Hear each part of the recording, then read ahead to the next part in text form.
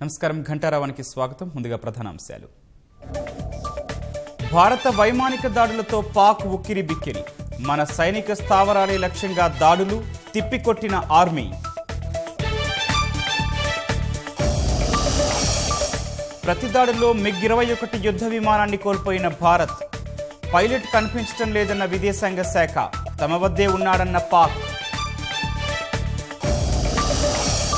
ఉద్రిక్త పరిస్థితులతో శాంతి మంత్రం పఠించిన పాక్ ప్రధాని. చర్చలకు ముందుకు రావాలని ఇమ్రాన్ ఖాన్ అభ్యర్థన.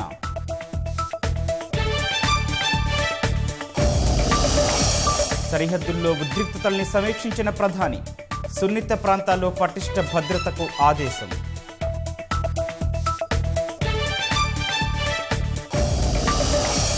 వరంగల్లో యువతికి నిప్పంటించిన ప్రేమోన్మాది. మృత్యువుతో పోరాడుతున్న బాధితురాలు.